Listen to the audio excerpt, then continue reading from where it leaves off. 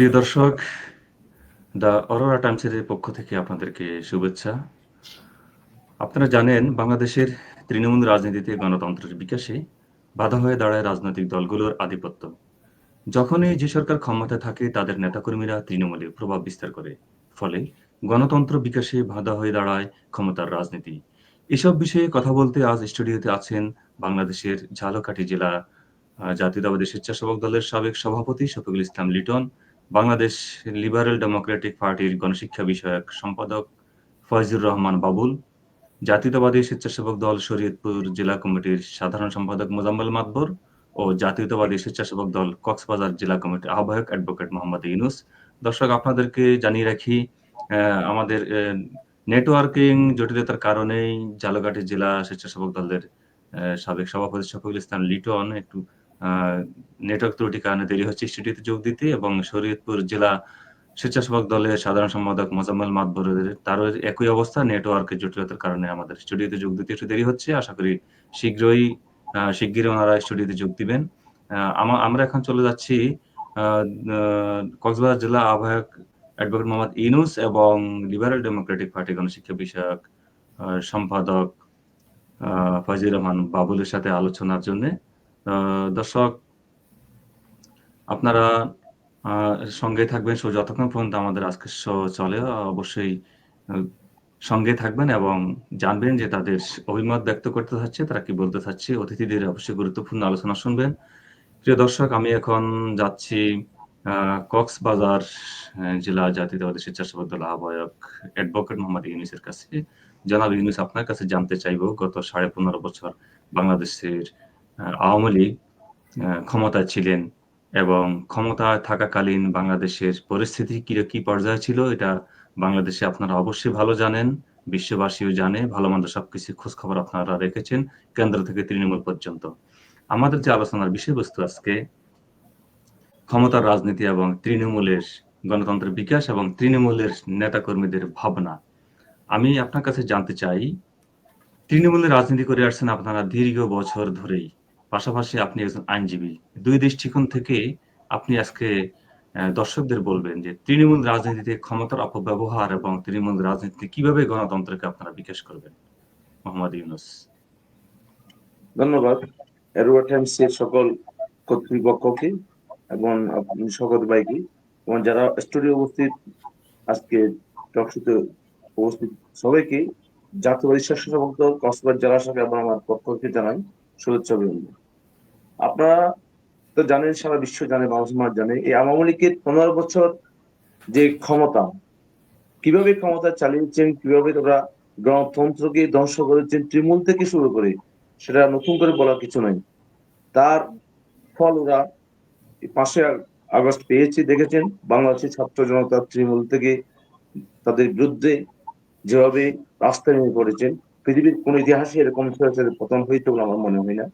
যেভাবে তারা 300 এমপি সহ এমনকি মসজিদের ইমাম সহ পর্যন্ত পালিয়ে যেতে বাধ্য হয়েছে, এই তো অন্যায় ভাবে তারা বাংলাদেশের গণতন্ত্রকে ধ্বংস করেছে, মানুষের ভোটের অধিকার কেড়ে নিয়েছে। আমাদের দল, বাংলাদেশ জাতীয়বাদী দল, বারবার গণতন্ত্র প্রতিষ্ঠা করার জন্য যুদ্ধ করেছে। শহীদ প্রেসিডেন্ট জিয়াউর রহমান, শেখ মুজিবুর রহমান গণতন্ত্র ধ্বংস করেছেন, জিয়াউর রহমান গণতন্ত্র প্রতিষ্ঠা করার জন্য চেষ্টা করেছেন, গণতন্ত্র প্রতিষ্ঠা করেছেন। আবার এরশাদ সরকার এসে গণতন্ত্র ধ্বংস করেছেন। আমাদের প্রিয় নেত্রী দেশনেত্রী বেগম খালেদা জিয়া আবার গণতন্ত্র প্রতিষ্ঠা করেছেন। শেখ হাসিনা এসে আবার গণতন্ত্র ধ্বংস করেছেন। আমাদের বর্তমান ভাইস চেয়ারম্যান তারেক রহমানের নেতৃত্বে বাংলাদেশ ছাত্র জনতা আবার গণতন্ত্র ফিরিয়ে এনেছেন। এই গণতন্ত্র তৃণমূল মনে করে বাংলাদেশে আর কেউ গণতন্ত্র ধ্বংস করতে পারবে না। আজকে তৃণমূলের সকল নেতার মনে আজকে আনন্দ যে বাংলাদেশে একটি সত্যিকার গণতন্ত্র পরিস্থিতি হবে, আর কোন স্বৈরাচার এই বাংলাদেশের গণতন্ত্র যে ধ্বংস করতে না পারে, আর কোন দল ক্ষমতায় এসে আবার যে গণতন্ত্র ধ্বংস করতে না পারে, তার জন্য একটা উদাহরণ 5 আগস্ট হয়ে গেছে। যে দল ক্ষমতায় এসে আবার যদি গণতন্ত্র ধ্বংস করতে চাই, গণতন্ত্রকে বাংলাদেশ থেকে বিদায় করতে চাই, আবারও হয়তো একই পুনরাবৃত্তি ঘটবে। কারণ তৃণমূল এখন তারা তাদের শক্তি, তাদের গণতন্ত্র নিজেকে অধিকার প্রতিষ্ঠার জন্য শিখেছে। গণতন্ত্র তৃণমূলের নেতা কর্মীরা গণতন্ত্র প্রতিষ্ঠা করার জন্য আর কোনো ছাড় দেবে না। সব ক্ষেত্রে যে সরকার আসুক, যদি গণতন্ত্র ধ্বংস করতে চাই, মানুষের ভোটের অধিকার ধ্বংস করতে চাই, 5ই আগস্টের মতো ছাত্র জনতা ও তৃণমূল নেতা কর্মীরা রাস্তায় নেমে সেই গণতন্ত্র ধরে রাখার জন্য আবার প্রাণ দিবে, এটা আমি বিশ্বাস করি। আজকে এই গণতন্ত্রের জন্য তৃণমূলের সকল গ্রামে গঞ্জে স্কুলের একটি ছোট ছেলে 7-8 ছেলে পর্যন্ত আজকে গণতন্ত্রের প্রতি সেই এখন আর ছাপিয়ে দেওয়া, তারপরেও ছাপিয়ে দেওয়ার সে মানতে চায় না। আজকে আমাদের যে সন্তানেরও তার যে ছাপিয়ে দেওয়ার কোনো সেটা মানতে চায় না, সবাই গণতন্ত্র চাই। গণতন্ত্র হলে দেশ উন্নত হয়, গণতন্ত্র হলে মানুষের অধিকার পাওয়ার সুযোগ থাকে। তাই এই তৃণমূল এখন শিখেছে গণতন্ত্র কিভাবে প্রতিষ্ঠা করতে হয়। আমার মনে হয় না বাংলাদেশের গণতন্ত্র আর ধ্বংস করতে পারবে। সবাই এখন তৃণমূল পর্যায়ে গণতন্ত্রের জন্য আপ্রাণ চেষ্টা করবে সর্বভবিষ্যতে, যে সেরকম হয়। ধন্যবাদ অ্যাডভোকেট মোহাম্মদ ইউনূস। আপনি গুরুত্বপূর্ণ আলোচনা করেছেন। আমরা আবার ফিরে আসবো আপনার কাছে। আমরা এখন জানতে চাই ফয়জুর রহমান বাবুল, তিনি লিবারেল ডেমোক্রেটিক পার্টির গণশিক্ষা বিষয়ক সম্পাদক। তিনি কেন্দ্রে রাজনীতি করেন।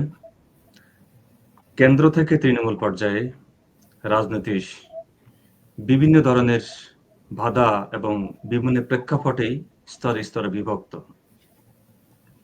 কেন্দ্রের রাজনীতি একরকম, তৃণমূলের রাজনীতি আরেক রকম। যদিও কেন্দ্র থেকেই একটা দলের কেন্দ্র থেকেই শাসিত হয়ে থাকে এবং কন্ট্রোল করা হয়ে থাকে তৃণমূলের রাজনীতিকে, তবুও তৃণমূল এবং কেন্দ্রের রাজনীতি সম্পূর্ণ ডিফারেন্ট।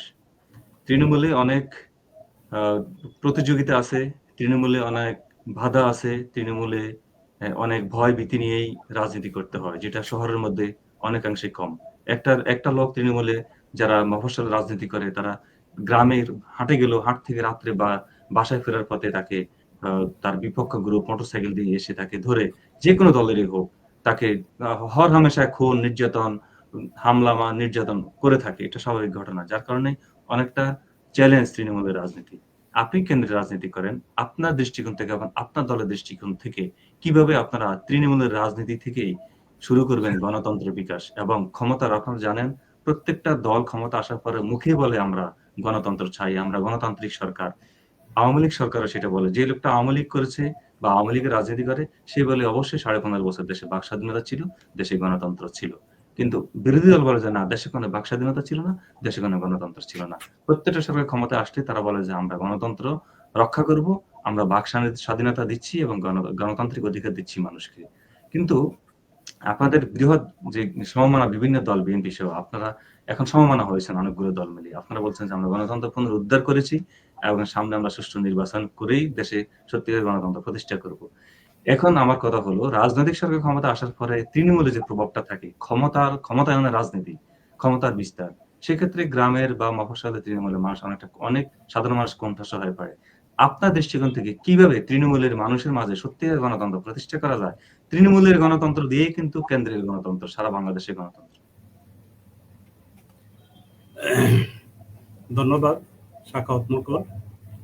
আরোরা টাইমসের আজকে আমাকে আমন্ত্রণ জানানোর জন্য। তার সাথে আমি ধন্যবাদ জানাচ্ছি আমার সহ আলোচকদের। আমি প্রথমে স্মরণ করছি জুলাই আগস্টে ছাত্র জনতার গণ অভ্যুত্থানে যারা শহীদ হয়েছেন, তাদের রুহের আত্মার মাগফিরাত কামনা করছি। তার সাথে যারা আহত হয়েছেন তাদের আরোগ্য কামনা করছি। দেখেন, এত প্রশ্ন বা অনেক কিছু আলোচনা করতে গেলে অনেক সময়ের দরকার। আমি সংক্ষেপে একটু আলোচনা করি। তৃণমূল পর্যায়ে মানুষ অনেক সচেতন। তাদের ভোটের অধিকার থেকে আজকে 15 বছর, আপনারা জানেন যে আজকে 15 বছর ভোটের অধিকার থেকে বঞ্চিত। এই ভোটের অধিকার ফেরত পাওয়ার জন্য মানুষ ব্যাকুল হয়ে আছে এবং এই ভোটের অধিকার থেকে বঞ্চিত বিগত আওয়ামী লীগ সরকার আমাদেরকে বঞ্চিত করেছে। সেটার ধারাবাহিকতা শুরু হয় প্রথম যখন আওয়ামী লীগ সরকারের ক্ষমতা আসার পর দমন-পীড়ন, নির্যাতন, খুন ধর্ষণ এমনভাবে বৃদ্ধি পাইতে লাগলো এবং মানুষের ঘৃণার দৃষ্টিতে দেখা শুরু হয়ে গেল। আপনার হয়তো মনে আছে, প্রথম 4-5টা সিটি কর্পোরেশনের নির্বাচন এই তত্ত্বাবধায়ক সরকারের, যে তত্ত্বাবধায়ক সরকারের অধীনে বিগত আওয়ামী লীগ সরকার ক্ষমতায় আসছিল, সেই তত্ত্বাবধায়ক সরকারের বাতিল করে দিল পঞ্চদশ সংশোধনের মাধ্যমে। এটা কোনোভাবেই ঠিক হয় নাই, কারণ এই 3টা নির্বাচন ছিল খুবই, এই বাংলাদেশের যতগুলি নির্বাচন হয়েছে তার মধ্যে অন্যতম নির্বাচন ছিল এই 3টা নির্বাচন। এই 3টা নির্বাচনের মধ্যে ভুল ত্রুটি থাকলে যে কোনো সংসদের মাধ্যমে সেটা সংশোধনী করার অনেক সুযোগ ছিল, কিন্তু তা না করে বিগত সরকার ক্ষমতা আসার পর সেটা বাতিল করে দিল। আমি বলছিলাম সিটি কর্পোরেশনের নির্বাচনের ব্যাপারে, প্রথম যখন 3-4টা সিটি কর্পোরেশন নির্বাচন হলো, নির্বাচনে প্রত্যেকটা নির্বাচন সিটি কর্পোরেশনে বিএনপির প্রার্থী বিপুল ভোটে জয়ী হলো। তখন থেকেই এই বিগত আওয়ামী লীগ সরকার বুঝতে পারলো যে তাদের জনপ্রিয়তা শূন্যের কোটায় চলে যাচ্ছে।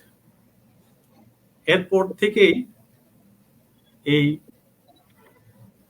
জনগণের ভোটে যে আর নির্বাচিত হতে পারবে না, এটা ভেবেই বিভিন্ন কলাকৌশল অবলম্বন করা শুরু করলো, এবং তার এক প্রথম মাধ্যম ছিল তত্ত্বাবধায়ক সরকার বাতিল করা। জনগণ এখন তৃণমূলের যে জনগণ বা শহরের যে জনগণ, সবারই এক ইচ্ছা তাদের একজন ভোটের মাধ্যমে নির্বাচিত প্রতিনিধি, সে 4 বছর অন্তর অন্তর একটা নির্বাচনে তার একটা মতামত পেশ করার একটা মাধ্যমে হলো ভোট। সেই ভোটটাই যদি তার ইচ্ছা মতো না দিতে পারে, তাহলে তো এখানে গণতন্ত্র থাকার কোনো প্রশ্নই আসে না। গণতন্ত্র তো ধ্বংস হয়ে গেছে তখনই, যখন জনগণ ভোট দিতে পারেনি। বিগত সরকারের কর্মকাণ্ড এত সব আলোচনা করলে আমার মনে হয় যে আমরা আসলে বিগত সরকারের কর্মকাণ্ড নিয়ে আমরা অল্প কথা আপনার কাছে শুনবো। আপনারা কি চান যে গণতন্ত্র যদি এখন নির্বাচনের দাবি প্রত্যেকটা দলে করতেছে বাংলাদেশে, বিএনপি সহ, যে দ্রুত নির্বাচন দেওয়ার জন্য, কিন্তু এই সরকার থেকে সময় নেওয়া হচ্ছে না আমরা সংস্কার করেই আমরা 2026-এর মাঝামাঝির দিকে আমরা নির্বাচনে যাব। এখন 1 থেকে 1.5 বছর পুরো বাকি আছে, কিন্তু এই 1.5 বছরের মধ্যে তারা কি সংস্কার করে তারাই ভালো জানে, দেশটাকে তারা কতটুকু ধরে রাখতে পারে এই পরিবেশের মধ্যেই তারাই জানে। কিন্তু তাদেরকে সাপোর্টার হিসাবে আপনারা যেমন ছিলেন যে ছাত্র আন্দোলনের সঙ্গেই, এবং এই সরকারকে যদি আপনাদের সমর্থন না থাকে সমমনা দলগুলোর, আপনাদের সমমনা দলগুলোর, তাহলে এই সরকার হয়তোবা নানান আরো ঘোলাটে পরিস্থিতির মধ্যে পড়তে পারে, আইন শৃঙ্খলার আরো অবনতি হতে পারে। তা আমার প্রশ্ন হচ্ছে যে গণতন্ত্রের বিকাশ আপনাদের দৃষ্টিকোণ থেকে গত 15.5 বছর গণতান্ত্রিক অধিকার ছিল না। তৃণমূলে আপনারা কিভাবে আপনারা যদি ক্ষমতায় আসেন, নির্বাচনের মাধ্যমেই, এখন নির্বাচনের মাধ্যমে একটা সরকার ক্ষমতায় আসবে, যেই আসুক, সেই ক্ষমতা যদি আপনাদের সরকার ক্ষমতায় আসে, আপনাদের সমমনা দলগুলো যদি ক্ষমতায় আসে, সেক্ষেত্রে আপনারা কিভাবে তৃণমূলের গণতন্ত্রের কে আপনারা ছড়িয়ে দিবেন, গণতন্ত্রের বিকাশ যাকে বলে থাকে, যে সবার যেন অধিকার থাকে, শুধু আওয়ামী লীগ এবং বিএনপি না, যে আজকে আমাদের দল ক্ষমতায় আমরাই কথা বলবো, আওয়ামী লীগের কোনো অধিকার থাকবে না। আওয়ামী লীগ সে দেশের মানুষ, আপনারা যদি আওয়ামী লীগের সাথে, আওয়ামী লীগের মতোই আপনাদের দৃষ্টিকোণ থেকে আওয়ামী লীগ আপনাদের সাথে যে আচরণ করেছে, আপনারা যদি সেটা করতে যান, তাহলে তাদের মতো হয়ে গেল। আমার প্রশ্ন ছিল গণতন্ত্রের বিকাশটা এবং আপনাদের ভাবনা কি তৃণমূল পর্যায়ে? আপনি কেন্দ্র থেকে আপনারা নেতৃত্ব দিচ্ছেন, আপনাদের কি ভাবনা তৃণমূলের নেতাদের প্রতি, নেতা কর্মীদের প্রতি? তৃণমূলের, হ্যাঁ, যে কথাটা বলতেছিলাম যে তৃণমূলের নেতা বা কর্মী বলেন, সব কিছুই আসে ভোটারের থেকে। তার ভোটার যদি সে তার ভোটটা প্রয়োগ, মানে তার ভোটটা সে যদি প্রয়োগ করতে না পারে, সেক্ষেত্রে তৃণমূলের রাজনীতি যারা করে তারাও কিন্তু হবে না। একজন জনপ্রতিনিধি থাকলে তার তৃণমূলের কর্মীদের মাধ্যমে হোক, জনগণের মাধ্যমে একটা জনপ্রতিনিধি থাকলে পরেই গণতন্ত্র বিকাশ কিভাবে করা হবে, গণতন্ত্র কিভাবে রক্ষা করা হবে, কি করা হবে, সবকিছু নির্ধারণ করা যায়। যখন বিনা ভোটে কোনো প্রতিনিধিত্ব হয় তখন মানুষ তার ওই জবাবদিহি থাকে না। বিনা ভোটে যে প্রতিনিধি জবাব দিতে থাকে না। হ্যাঁ জবাবদিহি থাকে না এবং কোনো ধরনের মানুষের আকাঙ্ক্ষার প্রতি তাদের কোনো রকমের আক্ষেপ থাকে না। ধন্যবাদ। তাদের আমি ফিরে আসছি কিছুক্ষণের মধ্যে আপনার কাছে। আমি যাচ্ছি অ্যাডভোকেট মোহাম্মদ ইউনূস সাহেব। আপনি রাজনীতিবিদ, পাশাপাশি আপনার পেশা হলো আইন পেশা। আপনি আইনজীবী, আইন নিয়ে আপনার খেলাধুলা। রাষ্ট্রের কোথায় কোন ধরনের ফাঁক-ফোকর আছে কিনা সংবিধানের, আইনে, সেটা আপনি সবসময় ভালো বুঝেন, ভালো জানেন। আপনি যে তৃণমূলে রাজনীতি করে আসছেন, আপনি নেতৃত্ব দিচ্ছেন, এখনো দিচ্ছেন আপনি নেতৃত্ব। আপনার যারা কর্মী বাহিনী আছে বা আপনার পরে যারা নেতারা আছে, স্থানীয় নেতৃবৃন্দ, তাদের কি ভাবনা, তাদের প্রতি আপনাদের কি বার্তা? যে আমরা কিভাবে আমাদের এই জেলা রাজনীতিটাকে আমরা গড়ে তুলবো? আমরা কি সাম্প্রদায়িক একটা সম্প্রীতি, দলীয় সম্প্রীতির একটা রাজনীতি গড়ে তুলবো? সেভাবে পরিবেশ করব?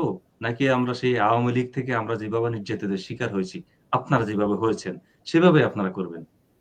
আপনার কি ভাবনা? কিভাবে বিস্তার ঘটাবেন? দেখুন, আমরা তো বাংলাদেশ জাতীয় দল 91 ক্ষমতা ছিল, 2001 সালে ক্ষমতা ছিল। আমরা কোনো সময় প্রতিশোধ পরায়ণ রাজনীতি আমার দল করেনি। আপনি দেখবেন আমাদের মহাসচিবকে এই আওয়ামী লীগ 15 বছরে কতবার জেলে পাঠিয়েছে। আমরা যখন 2000 সালে ক্ষমতায় ছিলাম, কই আমরা তো আওয়ামী লীগের কোনো মহাসচিব, কোনো দলের মহাসচিবকে একবারও জেলে পাঠানো হয়নি। কারণ বিএনপি সবসময় গণতন্ত্র বিশ্বাস করেছিল, অন্য দলের প্রতিও গণতন্ত্র চর্চা হয়, বিএনপি সেটা চাই। কোনো সময় কোনো দলের কোনো নেতা কর্মীকে অন্যভাবে কোনোদিন জেলে পাঠায়নি, গাবি মামলা দেওয়া হয়নি, গুম করা হয়নি। বিএনপি সবসময় গণতন্ত্রের পক্ষে, যতবার ক্ষমতা ছিল ততবার গণতন্ত্রের পক্ষে ছিল। আমি 1 মিনিট আবার যদি আপনাকে 1 মিনিট বিরতি নিচ্ছি। প্রিয় দর্শক, আমাদের আজকের অনুষ্ঠানে যোগ দিয়েছেন জাতীয় বিপ্লবী পরিষদের যুগ্ম আহ্বায়ক, এবং তিনি একজন সিনিয়র সাংবাদিক, পেশাদার সাংবাদিক, এখনো সাংবাদিকতা করছেন। জাকির মজুমদার সাহেব আমাদের সঙ্গে যোগ দিয়েছেন। তিনি জাতীয় বিপ্লবী পরিষদের সদ্য আত্মপ্রকাশকৃত যে রাজনৈতিক দল, সেই রাজনৈতিক দল জাতীয় বিপ্লবী পরিষদের যুগ্ম আহ্বায়কের দায়িত্ব পালন করছেন। আমি আবার রিপিট করি যে তিনি কিন্তু একজন পেশাদার সাংবাদিক। আগামীকালকে তাদের একটা ঘোষণা আছে যে তারা ফ্যাসিবাদ বিলোপ ও নতুন সংবিধানের দাবিতে নাগরিক সমাবেশের আয়োজন করছে। আগামীকাল 4 জানুয়ারি শনিবার দুপুর 2টায় কেন্দ্রীয় শহীদ মিনার চত্বরে আয়োজনে জাতীয় বিপ্লবী পরিষদ আয়োজনে জুলাইয়ের বিপ্লবী ছাত্র জনতার প্রথম রাজনৈতিক দল জাতীয় বিপ্লবী পরিষদ, সেই দলের তিনি যুগ্ম আহ্বায়ক। আমরা কিছুক্ষণের মধ্যে আমরা জাকির মজুমদার কাছে যাব কেন্দ্র এবং তৃণমূলের রাজনৈতিক ভাবনা নিয়ে। অ্যাডভোকেট মোহাম্মদ ইউনূস, ফিরে আসছি আপনার কাছে।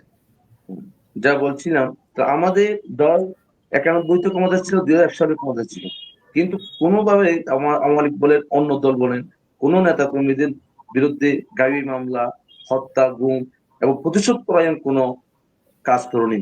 কারণ আমাদের দল দেশপ্রিয় বেগম খালেদা জিয়া, আমাদের এই বাপ্পাদের চেয়ারম্যান তারেক রহমান প্রতিহিংসা রাজনীতি বিশ্বাস করে না, আমরাও করি না। আপনি জানবেন কক্সবাজারে 2001 সালে আমাদের এখানে আমাদের স্থায়ী কমিটির সদস্য বর্তমান জানা সাবির আহমদ সাহেব কক্সবাজারের ডিস্ট্রিক্ট ম্যাজিস্ট্রেট ছিলেন। উনি কক্সবাজারে কোনোদিন কোনো আমলের বিরুদ্ধে একটি মামলা করেনি, কোনোদিন কোনো আমল নেতাকে নির্যাতনের শিকার করেনি। কারণ উনি ক্ষমতা থাকার সময় এই কক্সবাজার একটি সুন্দর একটা ছিল, শান্তিপূর্ণ একটি রাজনীতি ছিল, গণতন্ত্রের চর্চা ছিল। আওয়ামী লীগ ক্ষমতায় আসার পরে এই কক্সবাজারের সকল নেতা, বিএনপি নেতা কর্মীদের বিরুদ্ধে 10টা 20টা মামলা আসামি করা হয়েছে। সকল আমার এই নেতা সাবির আহমদ বিরুদ্ধে বিশ্বাস একটি মাছুরি মামলা করা হয়েছে। সে কি মাছুরি করার মতো ব্যক্তি? এমন ভাবে সেভাবে নির্যাতন করেছে কক্সবাজারকে আওয়ামী লীগ। আমরা এখন যে আবার যে আল্লাহ রহমতে আমরা ক্ষমতা আসি, আমি প্রতিহিংসা রাজনীতি করবো না, কারণ আমাদের তৃণমূল পর্যায়ে গণতন্ত্র চর্চা রয়েছে। এখানে আমাদের কক্সবাজারে যা কমিটি হয় সবার মতামত ভিত্তিতে গণতন্ত্র ভাবে আমাদের এখানে নির্বাচিত হয়। আমরা আমার দল যে আবার ক্ষমতায় আসে, কক্সবাজারে আমাদের সাম্প্রদায়িক এবং সুন্দরভাবে একটি রাজনৈতিক কক্সবাজার হবে। আওয়ামী লীগের মতো আমরা প্রতিহিংসা রাজনীতি করবো না, আমরা সকল দলের গণতন্ত্র চর্চা হয় সে ব্যবস্থা করবো ইনশাল্লাহ। ধন্যবাদ অ্যাডভোকেট মোহাম্মদ ইউনূস। আমরা আবারও ফিরে আসবো আপনার কাছে। গুরুত্বপূর্ণ মতামত দিয়েছেন, আলোচনা দিয়েছেন, আপনাকে ধন্যবাদ। সঙ্গেই থাকুন। আমরা এখন যাচ্ছি জনাব জাকির মজুমদার, সিনিয়র সাংবাদিক এবং সদ্য আত্মপ্রকাশকৃত রাজনৈতিক দল জাতীয় বিপ্লবী পরিষদের যুগ্ম আহ্বায়ক। জনাব জাকির মজুমদার, আপনার কাছে আমার প্রশ্ন, তৃণমূল রাজনীতিতে গণতন্ত্রের বিকাশ এবং তৃণমূলে রাজনীতিতে তরুণদের ভূমিকা, আজকের আমাদের প্রেক্ষাপট এটাই ছিল। আমরা আপনাকেও পেয়ে গেছি আমাদের শোর মাঝে, আমন্ত্রণ জানিয়েছিলাম আপনাকে, শত ব্যস্ততার মাঝেও আমাদেরকে আপনি সময় দিয়েছেন। আগামীকালকে আপনাদের দলের একটা সমাবেশ আছে, সেই সমাবেশ হলো ফ্যাসিবাদ বিলোপন নতুন সংবিধানের দাবিতে নাগরিক সমাবেশ, কেন্দ্রীয় শহীদ মিনার চত্বরে অনুষ্ঠিত হবে। আপনাদের জুলাইয়ের বিপ্লবী ছাত্র জনতার প্রথম রাজনৈতিক দল হিসাবে আপনারা এটাকে আখ্যায়িত করেছেন। জনাব জাকির মজুমদার, আমি আপনার কাছে দুটি প্রশ্ন থাকবে। কেন্দ্র এবং তৃণমূল রাজনীতি, আপনি রাজনীতির সঙ্গেও জড়িত ছিলেন ছোটবেলা থেকেই, যদিও আপনার একেবারেই পেশা পেশা পেশা পেশা সাংবাদিকতা। বারবার কেন বলছি পেশা, আমি যতদিন দেখেছি আপনি আমার সহকর্মী ছিলেন, ঢাকাতে আপনি একেবারে পেশাদার সাংবাদিকতার সঙ্গে যুক্ত। দৈনিক যুগান্তর এবং ইউএনবির মতো জায়গায় আপনি সাংবাদিকতা করেছেন, সেক্ষেত্রে তৃণমূলের সঙ্গে আপনার যোগাযোগ আছে। আপনার দৃষ্টিকোণ থেকে আমি প্রথম প্রশ্ন, তৃণমূল রাজনীতিতে কিভাবে গণতন্ত্রকে শক্তিশালী করা যায়, প্রতিষ্ঠা করা যায়? কারণ আমরা দেখেছি বিগত দিনে যে সরকার ক্ষমতায় আসে সবাই বলে আমরা অবশ্যই গণতান্ত্রিক সরকার, আমরা গণতন্ত্র প্রতিষ্ঠা করব, আমরা মানুষের বাক স্বাধীনতা দিব। এটা সব দলই বলে ক্ষমতা আসার আগে, কিন্তু ক্ষমতা আসার পরে তাদের চিত্র ভিন্ন হয়ে যায়। আওয়ামী লীগ বিরোধী যারা রাজনৈতিক দল, তাদের মতে দেশে কোনো গণতন্ত্র ছিল না, এবং আওয়ামী লীগ যারা করে তাদের মতে দেশে গণতন্ত্র ছিল। এখন আওয়ামী লীগ কি করেছে সেটা আপনারা দেখেছেন। আপনারা যদি ক্ষমতা আসেন, সমমানা দলগুলো যদি ক্ষমতা আসেন, আমি যদিও জানি যে জাতীয় বিপ্লবী পরিষদ সমমানা দলগুলোর সাথে না, আপনাদের চিন্তা চেতনা, আইডিওলজি আপনাদের সম্পূর্ণ ভিন্ন। আপনার দৃষ্টিকোণ থেকে, সাংবাদিকতার দৃষ্টিকোণ এবং রাজনৈতিক দৃষ্টিকোণ থেকে তৃণমূলে কিভাবে গণতন্ত্রকে শক্তিশালী করা যায়? যেমন ধরেন, আপনি আজকে ক্ষমতায় আসলেন, আওয়ামী লীগের লোকটা ক্ষমতায় নাই, তার প্রতি কি সেরকমই সমান মনোভাব থাকবে, নাকি চেঞ্জ হবে? সাধারণ মানুষকে, সমাজের মানুষের অংশগ্রহণে একটা সম্প্রীতির গণতান্ত্রিক প্রতিষ্ঠা পাবে। জাকির মজুমদার। জি, ধন্যবাদ। যারা আলোচক বিন্দু আছেন সবাইকে আমি সালাম ও শুভেচ্ছা জানাচ্ছি। আমাকে আসলে আপনি আহ্বান করেছেন, আমাদের আগামী গুরুত্বপূর্ণ প্রোগ্রাম আছে ঢাকা কেন্দ্রীয় শহীদ মিনারে, সেই প্রোগ্রাম বাস্তবায়ন আমরা ব্যস্ততা আছে, তারপরও আপনার ডাকে সাড়া দিয়েছি। আপনি যে প্রশ্ন করেছেন, তৃণমূল যদি গণতন্ত্র শক্তিশালী না হয় তাহলে আসলে রাজনীতি শক্তিশালী হবে না, রাষ্ট্র শক্তিশালী হবে না। আমরা 54 বছর বাংলাদেশের রাজনীতিতে গণতন্ত্রের চর্চা মুক্তি আছে।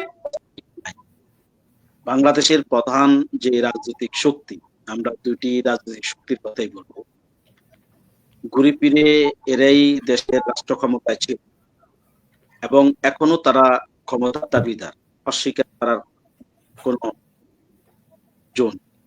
এখানে আপনাকে যে বিষয়টা আপনি বলবো সেটা হলো, এই দুইটি রাজনৈতিক দলে গণতন্ত্রের কথা বলবে, কিন্তু গণতন্ত্রের চর্চা সেন্ট্রালে নাই এবং তৃণমূল। আমি আপনাকে একটু উদাহরণ দিই। দেখেন, গত 15.5 বাংলাদেশের রাষ্ট্র ক্ষমতা একটা প্রতিবাদী দল ছিল, তাদেরকে কিন্তু আমরা কোন রাজনৈতিক দল তাড়াতে পারিনি।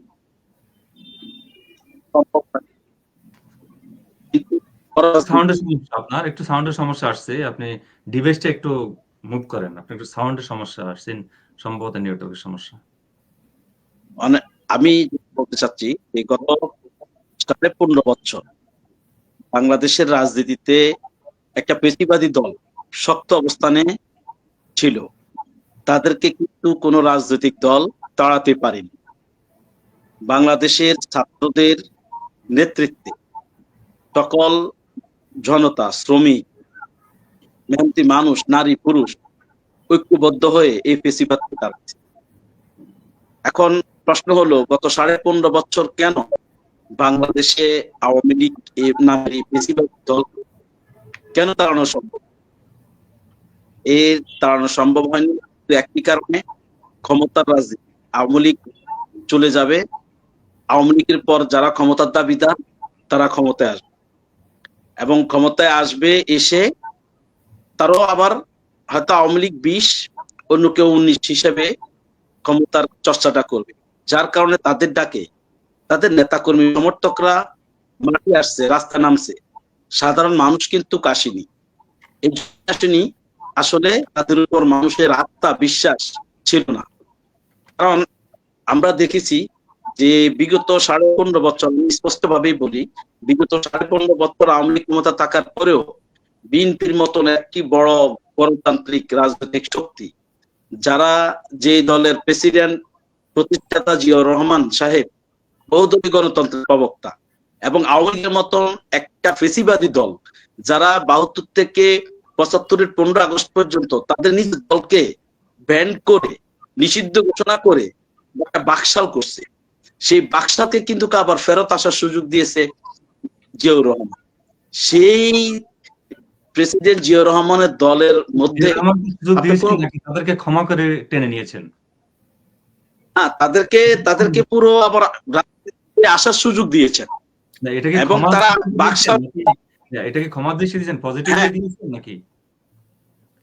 অবশ্যই পজিটিভলি দিচ্ছি, এটা আমি অবশ্যই পজিটিভলি নিচ্ছি। হ্যাঁ, আমি বলতে চাচ্ছি এটা সেই জিয়াউর রহমানের দল কিন্তু গণতন্ত্র চর্চা করে না। গত 15 বছর বিভিন্ন জায়গায় আপনারা দেখেছেন। আমি আপনার মাঝখানে একটু কথা বলি, যে জিয়াউর রহমানের দল মানে ক্ষমতার যে বিষয় আপনি কথা বললেন, আপনি কিন্তু সেই জিয়াউর রহমান দলেরই একটা উপজেলা পৌর কমিটির আপনি 2 নম্বর যুগ্ম সাধারণ সম্পাদক ছিলেন, এবং গত 3 মাস আগ পর্যন্ত আপনি ছিলেন।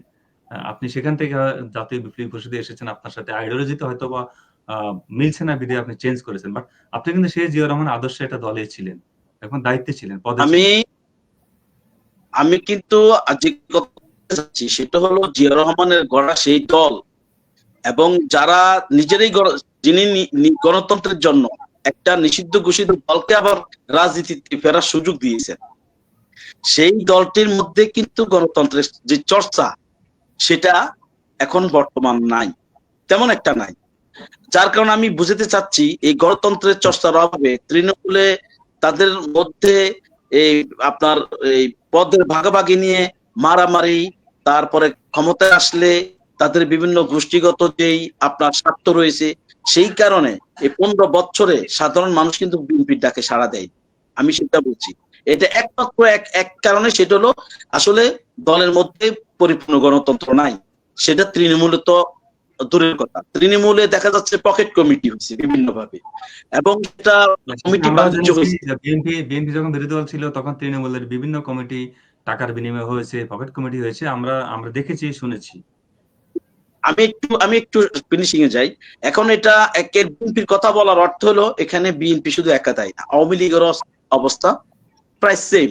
তো সেই জায়গাতে বাংলাদেশের 54 বছরে গণতন্ত্র বড় দুইটি দলেই মুখে মুখে আছে, আসলে কোনো তৃণমূল না, কেন্দ্রে না, কোথাও তাদের কোনো গণতন্ত্রের কোনো আপনার লেশ মাত্র নাই। আমরা গণতন্ত্রকে আসলে প্রতিষ্ঠিত করতে পারিনি। সর্বশেষ আমি আপনাকে শেষ করবো আপনার এই প্রশ্নের উত্তরে, সর্বশেষ 5ই আগস্টের যে আমরা যে বিজয় লাভ করেছি, 5ই আগস্টের বিজয় লাভের পর রাষ্ট্র সংস্কারের কথা বলি, নতুন রাজনৈতিক বন্দোবস্তের কথা বলি, কিন্তু আপনি কি দেখেছেন এই বড় রাজনৈতিক দলগুলোর মধ্যে কোনো সংস্কার আসতে? তাদের নিজেদের মধ্যে কোনো পরিবর্তন দেখেছেন? তো মানুষ কেন তাদেরকে গ্রহণ করবে? 5 তারিখের পরেও আপনার পকেট কমিটি হয়েছে। এই ঢাকা শহরের মতো ছাত্র দলের 11টা ইউনিট কমিটি হয়েছে, প্রত্যেকটা ইউনিটিতে আপনার বিদ্রোহ হয়েছে, মারামারি হয়েছে। তাহলে কেন আপনারা যারা এখানে নেতৃত্ব দেওয়ার মতন দাবিদার, আপনি ওপেন ভোট দিয়ে দেন তাদের মধ্যে, তারা তাদের নেতা বেছে নিবে, যে হারবে সে হেরে তার বিজয়ী নেতৃত্বকে মেনে সে রাজনীতি করবে, নতুবা সে ঘরে চলে যাবে। সেখানে বিদ্রোহ আসার কোন কারণ নাই। তারপরে তো হচ্ছে, এখন আপনি কিভাবে এই যে 5 আগস্টে আপনার পর্যন্ত লোক মারা গেল, 31,000 লোক আহত হইলো, 750 লোক পঙ্গু হইলো, তারপরে অন্ধ হইলো, এদেরকে কি আমরা দেখছি কেউ? তাহলে এখন বিএনপির কিন্তু 422 জন নেতাকর্মী নিহত হয়েছে, বিএনপির দৃষ্টিকোণ থেকে শহীদ হয়েছে, আমাদের সাংবাদিকরা নিহত হয়েছেন। সবার কথাই বলতেছি, এই এই এই আন্দোলনটা কোনো একক কারো হয়নি। এই আন্দোলন ছাত্রদের নেতৃত্ব হয়েছে, সকল দল মতের লোক জনগোষ্ঠী এখানে সম্পৃক্ত হয়েছে। তবে এখানে আমরা যেই ছাত্রদের, যে প্রজন্মদেরকে আমরা বলতাম তারা ফার্মের মুরগি, হ্যাঁ, এদেরকে দিয়ে দেশের কোনো পরিবর্তন হবে না, কিন্তু এত বড় একটা জাহিলকে, এত বড় একটা জাহিলিয়াতকে এই এই ফার্মের মুরগি খ্যাত যে এই প্রজন্মকে আমরা বলতাম, তারাই কিন্তু তাড়িয়েছে।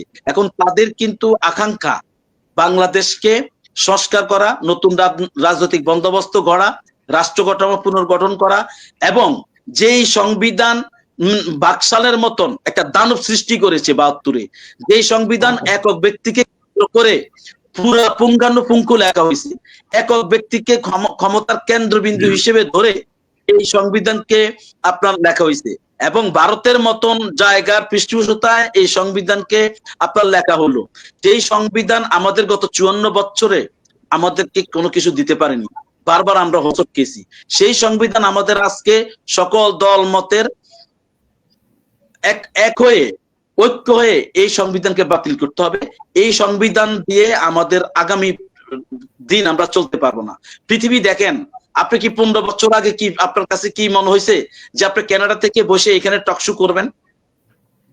সেটা কি সম্ভব ছিল? তাহলে আপনি কেন সময়ের তালে নিজেকে কেন সংস্কার করবেন না? সময়ের ব্যবধানে নিজেদেরকে কেন আগিয়ে নেবেন না? সমাজ বিবর্তনশীল, মানুষ রাজনীতিও বিবর্তনশীল, সময় বিবর্তনশীল, আমাদেরকে ঠিক ওইভাবে আমাদেরকে সময়ের সাথে সাথে চলে যেতে হবে। আর আপনি এটা, আমার এই বিষয়ে আমি শেষ করে নেই। আমার মোদ্দা কথা হলো, বড় রাজনৈতিক দলগুলোতে ন্যূনতম কোনো গণতন্ত্র নাই। সেটা তৃণমূলে যদি গণতন্ত্র শক্তিশালী না হয়, সেই দলও কিন্তু গোছালো হবে না, শক্তিশালী হবে না, আর তারা ক্ষমতায় আসলেও গণতন্ত্র সেটা শুধু মুখে মুখে থাকবে। এটা হলো আমার ফিনিশিং, মানে শেষ কথা। দ্বিতীয় কথা হলো, আপনি আমাদেরকে বলেছেন আমাদের জাতীয় বিপ্লবী পরিষদের রাজনীতির বিষয়ে। আমরা কিন্তু আমি পরের প্রশ্নে আসছি, জাতীয় বিপ্লবী পরিষদে আমি পরের প্রশ্নে আসছি। আমি এখন যাচ্ছি ফয়জুর রহমান বাবুল, তিনি এলডিপি, লিবারেল ডেমোক্রেটিক পার্টি, এলডিপির গণশিক্ষা বিষয়ক সম্পাদক ফয়জুর রহমান বাবুল। আমি জনাব বাবুল সাহেবের কাছে আগের প্রশ্নে আমি বলেছি যে কেন্দ্র থেকে তৃণমূল রাজনীতি দলের কন্ট্রোল সিস্টেম করার চেষ্টা করলেও কিন্তু অনেক সময় এটা করা সম্ভব হয় না। যেমন আপনি দেখেছেন গতকালকে বিএনপির ২ জন নেতাকে বহিষ্কার করেছে। একজন হচ্ছে গাইবান্ধার ফুলছড়ি উপজেলার যুব দলের আহ্বায়ক বা সদস্য সচিব।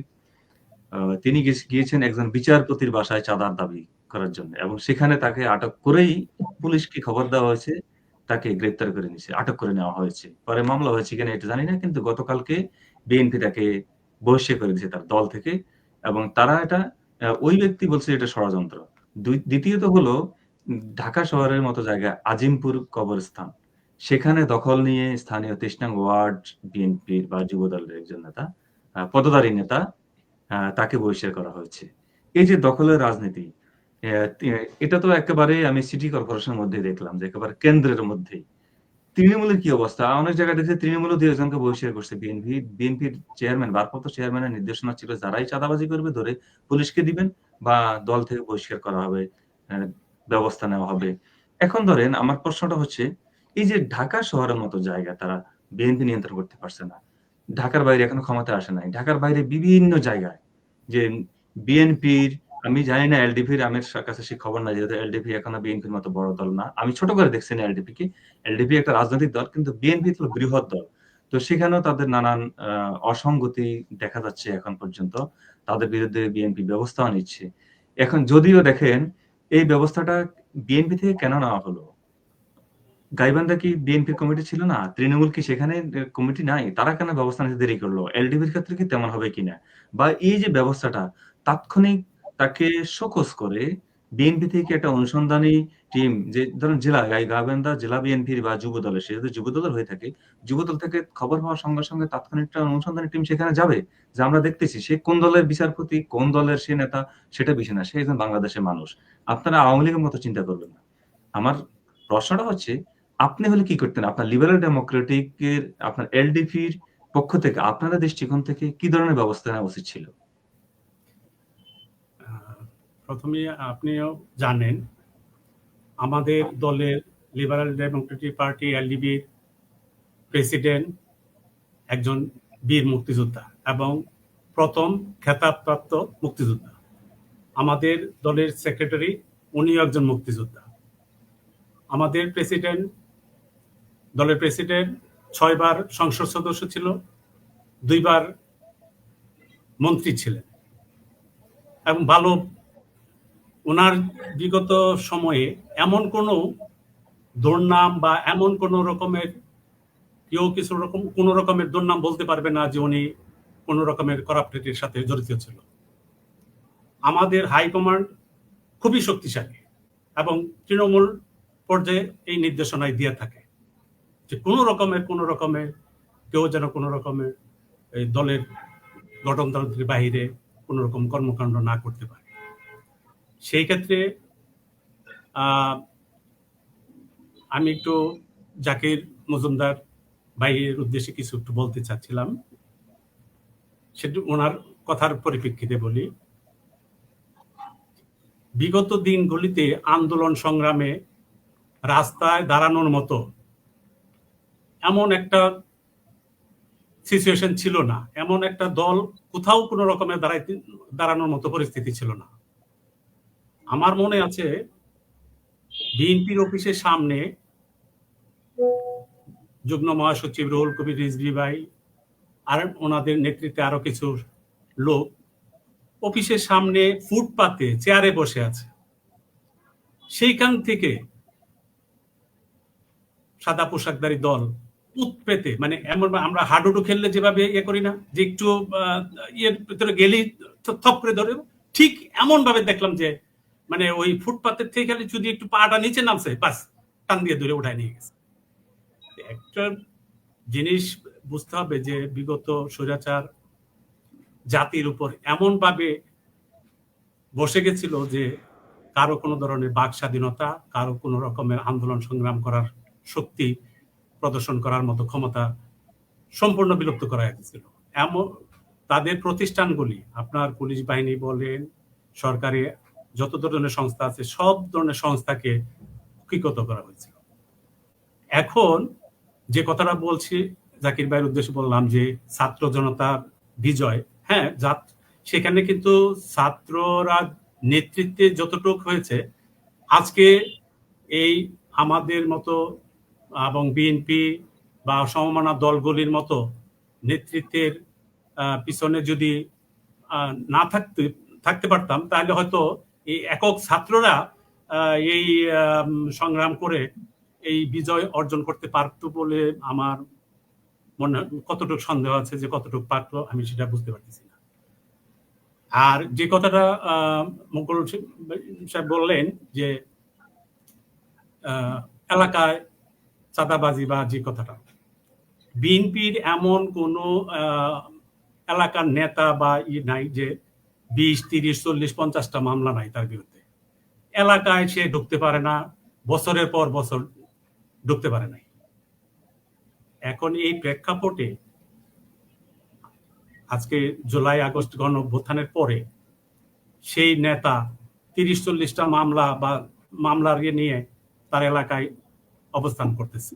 সেই অবস্থানের পরিপ্রেক্ষিতে অনেক কিছুই ওলটপালট হবে, এটা একটা স্বাভাবিক ঘটনা। কারণ হলো সে এলাকায় দীর্ঘ এমন আছে 5 বছর 10 বছর, মানে রাতের অন্ধকারে কোনো সময় বাড়িতে বাসায় গেলে রাতে আবার চলে আসতেছে, এমনও ঘটনা ঘটছে। সেই পরিপ্রেক্ষিতে এখন একটা যত দ্রুত একটা নির্বাচন হবে, জনগণের প্রতিনিধি আসবে, আমার মনে হয় এই সব ধরনের যত ধরনের উশৃঙ্খল হচ্ছে সম্পূর্ণ নিয়ন্ত্রণ করা সম্ভব হবে। কিন্তু আমার প্রশ্ন যে নিয়ন্ত্রণ করা সম্ভব, তৃণমূলে আপনাদের দলের দৃষ্টিকোণ থেকে, আপনি আপনার দলের কেন্দ্রীয় নেতা, আপনার দৃষ্টিকোণ থেকে তৃণমূলে কিভাবে আপনারা এই গণতন্ত্রকে প্রতিষ্ঠা করবেন? দেখেন, প্রথমে আমি আগেও বলেছিলাম যে জনগণের ভোটের প্রতিনিধি না হওয়া পর্যন্ত, এখন যেমন অনেক জায়গায় কমিটি নাই, অনেক জায়গায় বিএনপির কমিটি বিলুপ্ত করা হয়েছে, এবং যাও কমিটি যেগুলি আছে তারা মামলা হামলার মানে ইয়ের থেকে উত্থান, মানে একটা বিজয়ের পরে মানুষ নিয়ন্ত্রণ, তাকে বডি নিয়ন্ত্রণ যেটা বলি আমরা, যে একটা কিছু খেলার পরে বিজয়ী হওয়ার পরে তার বডি নিয়ন্ত্রণ করার সেই সময়টা এখন সেই সিচুয়েশন চলতেছে। ধন্যবাদ। যে আমরা ফিরে আসছি আবার কিছুক্ষণের মধ্যে আপনার কাছে। সঙ্গে থাকুন জনাব ফয়জুর রহমান বাবুল। আমরা এখন যাচ্ছি অ্যাডভোকেট মোহাম্মদ ইউনূস অ্যাডভোকেট, তিনি কক্সবাজার জজ কোর্টের আইনজীবী, জাতীয়তাবাদী স্বেচ্ছাসেবক দল কক্সবাজার জেলার বর্তমানে আহ্বায়ক হিসেবে দায়িত্ব পালন করছেন। জনাব মোহাম্মদ ইউনূস, আওয়ামী লীগ সরকার 15 বছর ক্ষমতায় ছিল, এখন নেই। আওয়ামী লীগের একেবারে টপ অফ বটম একেবারে চুপচাপ, যদিও আমরা মাঝে মধ্যে সামাজিক যোগাযোগ মাধ্যমে দেখি এবং বাংলাদেশে বিভিন্ন জায়গায় বিচ্ছিন্ন কিছু মিছিল টিছিল দেখি আমরা 2-4 মিনিটের জন্য হলেও সামাজিক যোগাযোগ মাধ্যমে আমরা দেখে থাকি। আপনার দৃষ্টিকোণ থেকে আপনি তো একজন আইনজীবী, তৃণমূলে কি ধরনের কি পরিমাণ হামলা মামলা মুখোমুখি হয়েছেন আপনি এবং আপনার রাজনৈতিক নেতাকর্মীরা, যেহেতু আপনি এখন আইনজীবী, আপনি মামলা নিয়ে মুভ করছেন কোর্টে? বাংলাদেশে এমন কোন ইউনিয়ন থেকে ওয়ার্ড থেকে কোনো জায়গা নাই, কোনো থানায় একজনের বিরুদ্ধে 20-40টা মামলা হয়নি। আমাদের প্রিয় নেতা তারেক রহমান থেকে শুরু করে দেশনেত্রী বেগম খালেদা থেকে শুরু করে কেন্দ্রের সকল নেতার বিরুদ্ধে মামলা, তৃণমূলের গ্রামে গঞ্জে সকল কৃষক সকলের বিরুদ্ধে মামলা হয়েছে। যারা একটু বিএনপির মনা, যারা একটু বিএনপির জন্য কথা বলে ব্যক্তিটি মিছিলে গিয়েছে, তাদের বিরুদ্ধে মামলা হয়েছে। কক্সবাজারে 2018 সাল 2014 সালের নির্বাচনে গায়েবী মামলা হয়েছে প্রায় 132টার মতো কক্সবাজারে সকল নেতা কর্মীদের বিরুদ্ধে। এখানে শুধু কক্সবাজার না, সারা বাংলাদেশে কি মামলা হয়েছে আপনারা জানেন, সারা বাংলাদেশের মানুষই জানে। গায়েবী মামলা, গণনা ছাড়াই মামলা, পুলিশ বাদী হয়ে সকল মামলা তারা করেছেন। এবং আমার মজুমদার ভাই বলেছেন যে আন্দোলনে আমরা বৃহৎ দল, আমরা কেন পতন করাতে পারিনি? প্রথম 15টি বছর আন্দোলন করেছি আমরা আন্দোলন করতে গিয়ে আমাদের অনেক ভাই শহীদ হয়েছেন, আমাদের অনেক ভাই গুম হয়েছেন, হাজার হাজার মামলা হয়েছে, লক্ষ লক্ষ আসামি হয়েছে। একটি ফুটবল টিমে একজন স্ট্রাইকার যে গোল দেয় তার শুধু কৃতিত্ব না, 11 জনের কৃতিত্ব, 90 মিনিট যারা খেলেছে তাদের কৃতিত্ব। আমাদের এই 15 বছর বিএনপি যে ভাবে ত্যাগ করেছেন, বাংলাদেশের কোন রাজনৈতিক দলের এভাবে ত্যাগ নাই। আমাদের এই ত্যাগের মধ্য দিয়ে 15 বছর পরে মানুষের মনে একটু জন্মাতে সেই 5ই আগস্ট সৃষ্টি হয়েছে। সেই 5ই আগস্টে ছাত্ররা নেমেছে, আমাদের সকল দলের নেতা কর্মীরা ব্যানার ছাড়া, আমাদের নেতা নির্দেশে ব্যানার না দিয়ে আমরাও তাদের সাথে ছিলাম। সেই কারণে এই বৈষম্য আন্দোলনের, ছাত্র আন্দোলনের এর শেষ কক্সবাজার যে মামলা, সেই মামলায় আমাকে আসামি করা হয়েছে। সেই মামলায় আমি আসামি হয়েছি। 3 তারিখ যে মামলা হয়েছে কক্সবাজারে, সেই মামলা আমাকে আসামি করা হয়েছে। আমাদের আন্দোলনের সফল 5ই আগস্ট হয়েছে। আমরা ছাত্র জনতা, তারা সামনে ছিল, তারা সবার মিলে আন্দোলনটা সফল হয়েছে। বিএনপি করানো তা না, বিএনপির অনেক ত্যাগ রয়েছে। এখন ধরেন আওয়ামী লীগ আগামী 15 বছরের ক্ষমতা আসলো না, ধরে নেন, সেক্ষেত্রে আওয়ামী লীগ তো আর নেতাকর্মী সব তো বাংলাদেশের ছেড়ে বিদেশে চলে যায় নাই বা ইন্ডিয়াতে চলে যায় নাই, অন্যান্য কান্ট্রিতে যায় নাই। আওয়ামী লীগের লোক বাংলাদেশেরই নাগরিক, তারা বাংলাদেশে আছেন, বাংলাদেশে বসবাস করবেন।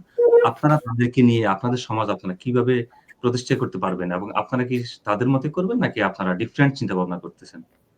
দেখুন, বাংলাদেশে তো আমার একটা বৃহৎ দল, বাংলাদেশে অনেক কর্মী আছে, সকল কর্মীর বিরুদ্ধে তো কোনো কিছু হচ্ছে না। যারা আওয়ামী লীগের ক্ষমতার সময় মানুষকে নির্যাতন করেছেন, নিপীড়ন করেছেন, বাংলাদেশের মানুষের বিরুদ্ধে অহিত মিথ্যা মামলা দিয়েছেন, প্রতিশোধ নিয়েছেন, তাদের বিরুদ্ধে এখন মামলা হচ্ছে। কক্সবাজার অনেক আওয়ামী নেতা আছে এখন চলাফেরা করতেছে, কই তাদের তো গ্রেপ্তার করা হচ্ছে না। যারা অন্যায় করেছে, যারা নির্যাতন করেছে, সে আওয়ামী লীগদেরকে মামলা হচ্ছে, সে আওয়ামী লীগদেরকে গ্রেপ্তার করা হচ্ছে। তাদের আওয়ামী লীগ এখন আছে, যারা ভালো রাজনীতি করেছে তাদের বিরুদ্ধে কিছু হচ্ছে না, যারা নির্যাতন নিপীড়ন করেছেন তাদের বিরুদ্ধে হচ্ছে, যারা অন্যায় করেছেন, মানুষের টাকা দখল করেছেন, যারা মানুষের টাকা লুট করেছেন, যারা মানুষের ঘর বাড়ি দখল করেছেন, তাদের বিরুদ্ধে অ্যাকশন হচ্ছে এখন সারা বাংলাদেশে। তারাই তাদের পুলিশ তাদের গ্রেপ্তার করছে। ভালো যারা ছিল তাদের বিরুদ্ধে হচ্ছে না। সামনে যারা ভালো রাজনীতি করবে তারা থাকবে, তারা রাজনীতি করতে কোনো সমস্যা নেই। ধন্যবাদ অ্যাডভোকেট মোহাম্মদ ইউনূস আপনার গুরুত্বপূর্ণ আলোচনার জন্য। আপনার কথা থেকে আমরা বুঝে নিয়েছি যে আপনার দলের ভারপ্রাপ্ত চেয়ারম্যানের পক্ষ থেকে যে নির্দেশনা আছে এবং দলের হাইকমান্ড থেকে যেসব নির্দেশনা যায়, আপনার সেভাবেই পুঙ্খানুপুঙ্খভাবে আপনারা দায়িত্ব পালন করবেন এবং করার চেষ্টা করতেছেন, এবং সৌহার্দ্যপূর্ণভাবে আপনারা তৃণমূলের রাজনীতিকে প্রত্যেকটা স্তরে এবং প্রত্যেকটা মানুষের মাঝে একটা গণতান্ত্রিক সমাজ গড়ে তোলার চিন্তা ভাবনা আপনাদের মাঝে আছে। আপনারা কোনো প্রতিহিংসা রাজনীতি চান না, আপনারা চান যে সুষ্ঠু একটা সুন্দর পরিবেশের মধ্যে বাংলাদেশের মানুষ রাজনীতি করবে, গণতান্ত্রিক অধিকার ফিরে পাবে এবং গণতান্ত্রিক ভাবে বাক স্বাধীনতা নিয়ে কথা বলবে। আমি এখন আমার আরেকটা প্রশ্ন আছে জনাব জাকির মজুমদারের কাছে। জনাব জাকির মজুমদার, আপনার সাংবাদিকতার বাইরে আমি জানি আপনার 2 যুগের উপরে সাংবাদিকতার অভিজ্ঞতা, এবং সেখান থেকে আপনি পাশাপাশি রাজনীতি করতেন। দুই জায়গাটাকে আপনি ভিন্ন ভাবে দেখতেন, রাজনৈতিক দৃষ্টিকোণ এবং সাংবাদিকতার দৃষ্টিকোণ, সেটা আপনি ডিফারেন্ট ভাবে দেখতেন। তো এখন আপনি সম্পূর্ণ একেবারে আপনার দল থেকে সেখান থেকে বের হয়ে এসে আপনি একটা নতুন দল, যে বৈষম্য বিরোধী ছাত্র আন্দোলনের ফসলের সরকার ক্ষমতা নেওয়ার পর প্রথম যে রাজনৈতিক দল গঠন হয়েছে সেটা হলো জাতীয় বিপ্লবী পরিষদ। সেখানে সেই দলের আপনি যুগ্ম আহ্বায়কের দায়িত্ব পালন করছেন, এবং আত্মপ্রকাশ হয়েছে কিছুদিন আগে। আগামীকালকে একটা সমাবেশের ডাক দিয়েছেন আপনারা। আপনার দৃষ্টিকোণ থেকে আপনারা কি ধরনের গণতন্ত্র চান এবং কিভাবে আপনারা গণতন্ত্রকে ছড়িয়ে দিতে চান বাংলাদেশের সাধারণ মানুষের মাঝে, প্রত্যেকটা মানুষের মাঝে, কোনো দল মত নির্বিশেষে, নয় আওয়ামী লীগ, নয় বিএনপি, নয় অন্যান্য দল, প্রত্যেকটা মানুষের কিভাবে আপনারা গণতান্ত্রিক অধিকার ছড়িয়ে দিতে চাচ্ছেন এবং গণতান্ত্রিক প্রতিষ্ঠার রূপ দিতে চাচ্ছেন?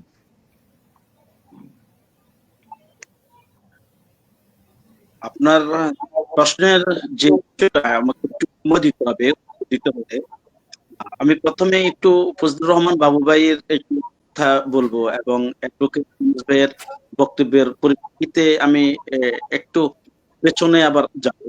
আমি প্রথমেই বলেছি যে ছাত্রদের এই আন্দোলনে তারা নেতৃত্বে ছিল, কিন্তু এখানে সকল দল এবং জনতা শ্রমিকদের সম্পৃক্ততা ছিল। ছাত্রদের শুধু ছাত্ররা যদি এই আন্দোলনে নেতৃত্ব দিত এবং তারা সম্পৃক্ত হতো, তাহলে এই প্যাসিস্টিনা পতন ঘটতো কিনা সেটা সম্ভব। কিন্তু ছাত্রদের নেতৃত্বে যেই আন্দোলন অগ্নিস্ফুলিঙ্গ ধারণ করে, সেখানে কিন্তু সকল দলের সম্পৃক্ততা ছিল, আপামর জনতার সম্পৃক্ততা ছিল, নারী পুরুষের সম্পৃক্ততা ছিল, সেটা আমি বলেছি। তো এটা অস্বীকার করার জন্যই জুলাই আগস্ট বিপ্লবের এবং এই আন্দোলনের প্রধান স্টেক হোল্ডার কিন্তু ছাত্ররা। হ্যাঁ, তাদেরকে ঘিরে এই আন্দোলন সাকসেস হয়েছে। এবং আজকের রাষ্ট্রের আগামী দিনের রাষ্ট্রে কোন দিকে যাবে, এই জায়গাতেও কিন্তু ছাত্রকে আপনাকে মূল্যায়ন করতে হবে, যেহেতু একটা পরিবর্তনের প্রধান স্টেক হোল্ডার ছাত্ররা। সুতরাং তাদেরকে বাদ দিয়ে কোন রাজনৈতিক দল যদি মনে করে যে আমরা দেশের সবচেয়ে বড় রাজনৈতিক দল, আমাদের প্রভাব এখানে থাকবে, আমাদের কথা এখানে মেনে নিতে হবে, তাহলে কিন্তু এখানেও কিন্তু যে গণতন্ত্রের একটা বিষয় আছে, গণতন্ত্র চর্চা, সেটা থাকবে না। এখানে অবশ্যই সকলের মতকে মানতে হবে। আমার এই ছিল গণতন্ত্রের যে বিষয়, সেই বিষয়ে আমি আপনাকে বললাম। আর আপনি আমাদেরকে বলছেন যে আমাদের দল প্রতিষ্ঠা নিয়ে। আসলে আমরা যারা আজকে এই দলের এই মুহূর্তে নেতৃত্ব আছি, তারা প্রত্যেকেই এই জুলাই আগস্ট বিপ্লবের সরাসরি আমরা সম্পৃক্ত ছিলাম। আমরা মাঠে ছিলাম, অনলাইন অফলাইনে ছিলাম, লেখালেখিতে ছিলাম।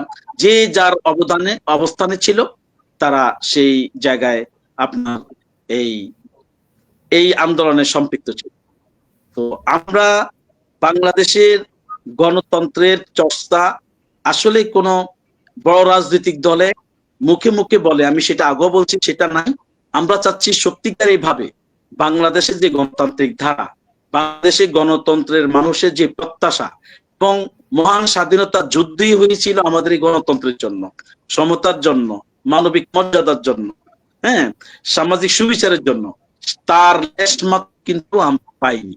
সেই জায়গাটাকে আমরা ধারণ করতে চাই। পাশাপাশি আমাদের রাজনৈতিক দলের অন্যতম দর্শন সেটা হলো আমরা বাংলাদেশী জাতীয়তাবাদে বিশ্বাস করি। এই পাশাপাশি আমাদের রাজনৈতিক দর্শন থাকবে মুসলিম জাতীয়তা। আমরা কেন মুসলিম জাতীয়তাকে ধারণ করব? আমরা কিন্তু খুট করে মনে করেন না যে একটা আন্দোলন হয়েছে, আন্দোলন হওয়ার সাথে সাথেই আমরা একটা রাজনৈতিক দল করে ফেলছি। নো, এর মধ্যে কিন্তু আমাদের মধ্যে দফায় দফায় বৈঠক হয়েছে। আমরা কিভাবে রাজনীতি করব, আমাদের লক্ষ্য উদ্দেশ্য কি হবে, আমাদের রাজনৈতিক যেই আদর্শ দর্শন কি হবে, সেটা আমরা ঠিক করেছি। আমরা মনে করেন 8-10 দফা, 10 দফা, 20 দফা, 19 দফা এরকম দিয়ে আমরা আমাদের রাজনীতি আমরা করতে আসিনি। আমরা শুরুতে কিন্তু আমাদের মতাদর্শ ঠিক করি। আমরা মুসলিম জাতীয়তাবাদ এবং বাংলাদেশি জাতীয়তাবাদ এই দুইটার সম্মিলন ঘটাই কিন্তু আমাদের রাজনৈতিক দল। আমরা মুসলিম জাতীয়তাবাদ কেন দিছি আপনাকে একটু ব্যাখ্যা আমি করতে চাই।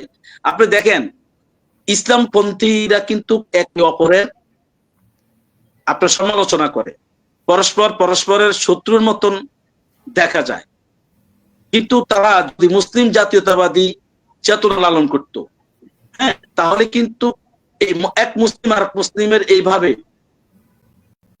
সরাসরি সমালোচনা করতে পারতো না, মারমার কাট অবস্থা হতে পারতো না। আমি যদি আপনাকে একটু পিছিয়ে যাই, পৃথিবীতে যতদিন পর্যন্ত মুসলিম জাতীয়তাবাদী চেতনা এবং এর উম্মার ঐক্য ছিল, ততদিন পর্যন্ত পৃথিবীতে 30 বছর যাবত নবী সাল্লাল্লাহু আলাইহি সাল্লামের তিরোধানের পরেও খেলাফত প্রতিষ্ঠিত ছিল। এর একমাত্র কারণ হলো জনাব জাকির মজুমদার, আপনারা মুসলিম জাতীয়তাবাদের আপনাদের আদর্শ নিয়ে আপনারা আছেন। আপনারা যদি কখনো সরকার ক্ষমতায় যান বা সরকার গঠন করতে পারেন, সেক্ষেত্রে যে অন্য দলের যারা বাংলাদেশে বসবাস করে, তারা বাংলাদেশের নাগরিক, তাদের অবস্থা কি হবে? তাদেরকে নিয়ে আপনাদের ভাবনা কি? আচ্ছা, তাদের নিয়ে ভাবনা হলো যাই, এই অর্ধ পৃথিবী শাসন করেছে এই আমাদের হযরত খলিফা ওমর রাদিয়াল্লাহু তাআলা। তো তার শাসনের অধিভুক্ত যে রাজ্যগুলো ছিল, সেখানে কি হিন্দু, বৌদ্ধ, খ্রিস্টান ছিল না? তারা কি বর্তমান এই তথাকথিত চপল এই যে পাশ্চাত্য যে সভ্যতা, সেই সভ্যতার চেয়েও তো তার থেকেও তো তারা তখন বেশি নিরাপদ ছিল। হ্যাঁ, তো মুসলমানদের সময় মানে এখনকার সিচুয়েশনে কি চান আপনারা? আমি একটু আসতেছি। আর সেই জায়গা বাদ দেন, এবং এই যে ভারত উপমহাদেশে আমাদের 800 বছর মুসলমানরা শাসন করছে। আপনি যদি মনে করেন যে মুসলমানরা এই ভারত উপমহাদেশে অন্য কোন ধর্মের লোক মানে থাকবে না, এটা যদি চাইতো, তাহলে তো আজকে ভারত উপমহাদেশে মুসলিম সংখ্যাধিক্য থাকতো। তারা কিন্তু আমাদের সেই যে মুসলিম জাতীয়তাবাদ, ইসলামের যে সুমহান আদর্শ, সেটাকে ধারণ করে কিন্তু তারা এই উপমহাদেশ আপনার শাসন করছে। আমি যদি আপনাকে বলি 1204 সালে ইখতিয়ার উদ্দিন মোহাম্মদ বখতিয়ার খলজি আপনার এই যে সেন লক্ষ্মণ সেনকে পরাজিত করে এই আমাদের এইখানে যে তার সাম্রাজ্য গঠন করলেন, পরে এক ধারাবাহিকতায় 1352 সালে আইসা আপনার শামসুদ্দিন মোহাম্মদ ইলিয়াস শাহ বাংলা সালতানাত করেছেন। সেই বাংলা সালতানাতের এরিয়া কত দূর ছিল? সেই বাংলা সালতানাতের এরিয়া ছিল আপনার আজকের ভারতের 7 সিস্টার, তারপরে আমাদের এই আরাকান বা আমাদের বর্তমান বাংলাদেশ, পশ্চিমবঙ্গ, উড়িষ্যা, বিহার, তারপর ভুটানের সিকিম এবং আপনার নেপালের দক্ষিণাঞ্চল অনেক দূর পর্যন্ত।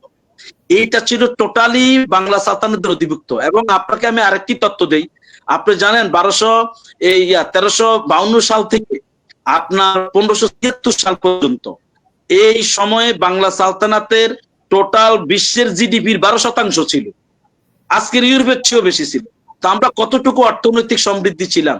এবং আপনি জানেন আজকে যে আমরা বাংলায় কথা বলি, এবং 1952 সালে যে বাংলার জন্য আমাদের লোকেরা প্রাণ দিয়েছে, এই বাংলা সালতানাতে এই সময় বাংলা তার সভ্যতা বিকাশ পায়, বাংলা ভাষার প্রচলন ঘটে এবং বাংলা সমৃদ্ধি লাভ করে, এবং এই পৃথিবীর বুকে আপনার বাংলা ভাষাভাষী একটা জনগোষ্ঠীর আবির্ভাব ঘটে। এটা আমি এই জন্যই বলছি মুসলিম জাতীয়তাবাদ আমরা মুসলিম জাতীয়তাবাদ ধারণ করব, এর মানে এই নয় যে এখানে হিন্দু, বৌদ্ধ, খ্রিস্টানরা তাদের ইয়া থেকে বঞ্চিত হবে।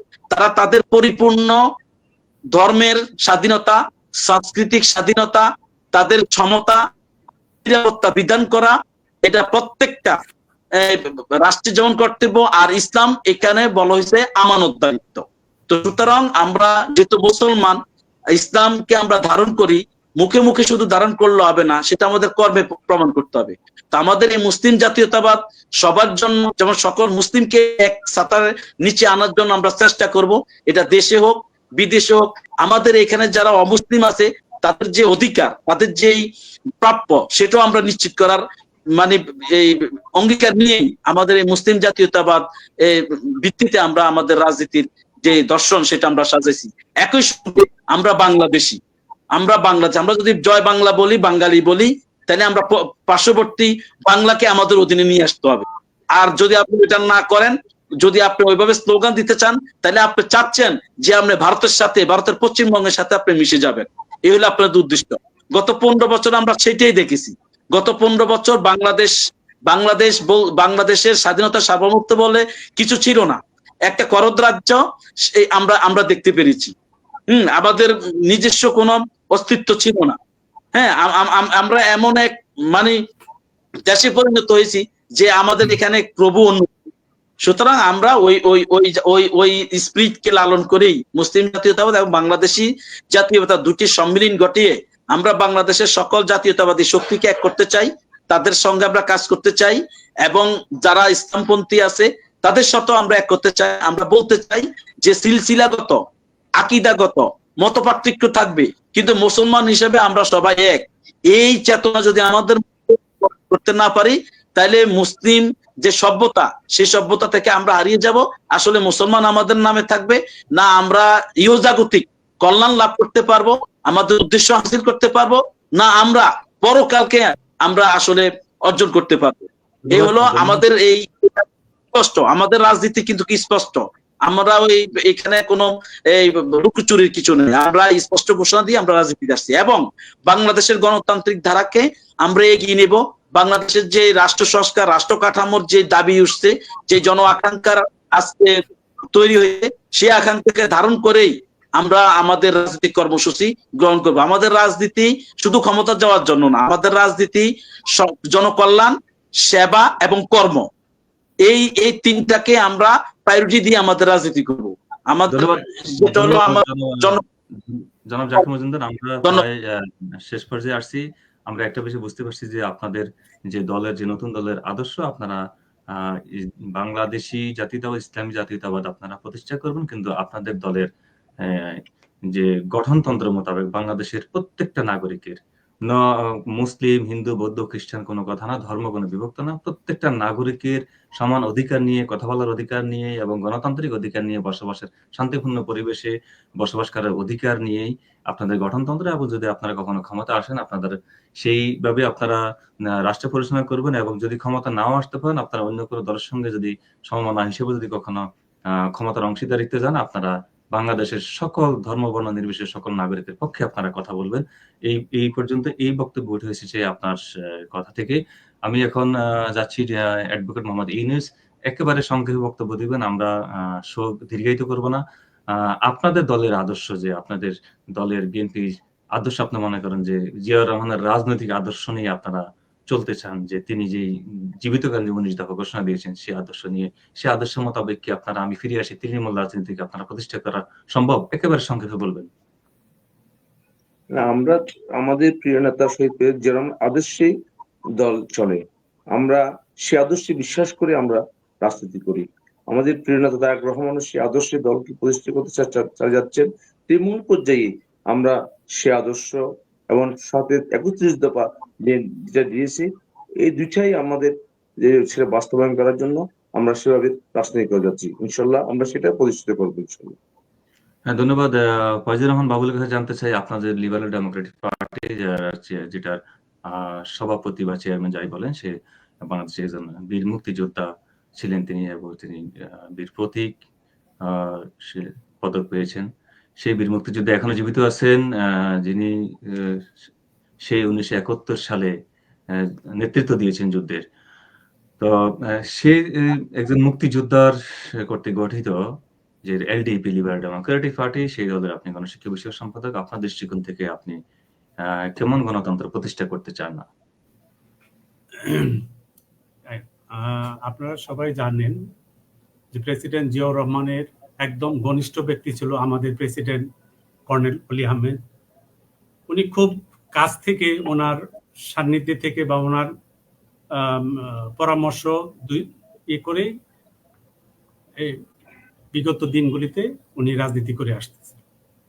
বর্তমানে আমরা এখন বৃহত্তর বিএনপি এবং যুগপথ মাঠে যারা আন্দোলনরত ছিল, যুগপথ আন্দোলন করে যাচ্ছি, এবং আমাদের নেতা একজন সৎ নেতা, সেই হিসাবে ওনার দিক নির্দেশনায় আমরা মেনে চলছি এবং বাকিদেরকেও আমরা ওনার মতো দেশ পরিচালনার অভিজ্ঞতার আলোকে যেভাবে দেশ চালানো যায় সেই পথে আমরা চলবো ইনশাল্লাহ। সেই কথাই ধন্যবাদ। আজকে আমাদেরকে আপনারা গুরুত্বপূর্ণ সময় দিয়েছেন। আজকে আমি প্রিয় দর্শকদের উদ্দেশ্যে আবারও বলতে চাই, বাংলাদেশের তৃণমূল পর্যায়ে গণতন্ত্র বিকাশ এবং তৃণমূলের নেতাদের, তরুণদের ভাবনা নিয়ে বিষয়ক আলোচনা উঠে এসেছে এবং আমাদের সঙ্গে অতিথি ছিলেন আজকের সিনিয়র সাংবাদিক, জাতীয় সদ্য আত্মপ্রকাশিত রাজনৈতিক দল জাতীয় বিপ্লবী পরিষদের যুগ্ম আহ্বায়ক জাকির মজুমদার।